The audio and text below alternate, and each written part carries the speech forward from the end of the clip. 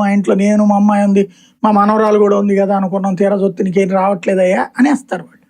అట్లాంటి వాళ్ళకి కవర్ చేస్తారు వీళ్ళు. మీకు పెన్షన్ వస్తుంది కదా, మీ మనవరాళ్ళకి వచ్చేద్దులే, తర్వాత వచ్చేద్దులే, ఇట్లా చెప్పుకొస్తారు. లేదా నీకు కూడా పెన్షన్ రావట్లేదా, ఇప్పిద్దాం, నీకు ఒంటరి మహిళ పెన్షన్ ఇప్పిద్దాం, ఇట్లా చెప్తారు. ఇది ఎన్ని రోజులు నడుస్తుంది? 45 రోజుల పాటు. అంటే వీటిట్లలో వీళ్ళ చాణక్యం ఏ స్థాయిలో ఉందో చూడాలి. పబ్లిక్ అన్ని ఇచ్చినా కూడా జగన్ ఇళ్ళు ఇచ్చి, చేయూత ఇచ్చి, బీసీ నేస్తం ఇచ్చి, కాపు నేస్తం ఇచ్చి, ఆరోగ్యశ్రీ ఇచ్చి, రైతులకు ఇచ్చిన డబ్బులు ఇవన్నీ ఇచ్చామని చెప్పి ఒక పేపర్ అంత చేసినా కూడా ఏయో ఒకటి అడిగినప్పుడు ఇక్కడ పెన్షన్లే 2 ఏళ్ల నుంచి కొత్తవి లేవు, 50 ఏళ్ల పెన్షన్ అసలే ఊసెత్తట్లేదు, నిరుద్యోగ భృతి లేదు, ప్రతి మహిళకి 1500 లేదు, దీపం పథకంలోనేమో ఇప్పటికీ 2 ఏళ్ల నుంచి అంటే గనక 6 బండలు రావాలి. కానీ ప్రాక్టికల్ గా అంటే నేనే డైరెక్ట్ గా విన్నాను, దీనికి ఎవరో సాక్ష్యం కూడా అవసరం లేదు.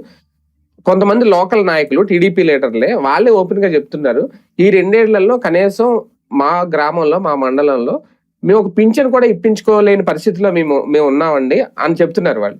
ఇప్పుడు ఇలాంటి ఇంటింటికి వెళ్ళడానికి అలాంటి వాళ్ళు జంకుతున్నారు. ఏంటి పరిస్థితి? పార్టీకి అది నష్టం కాదా? పార్టీ అభిమానులైన వాళ్ళ కార్యకర్తల దగ్గరికి ఎక్కువ వెళ్తారు, అందరి దగ్గరికి పోరీ. అంటే అసలు పింఛన్ అనేది ఇవ్వలేదంటే ఎవరికి కొత్త ఇచ్చుకోలేకపోయారు. నేను చెప్పాను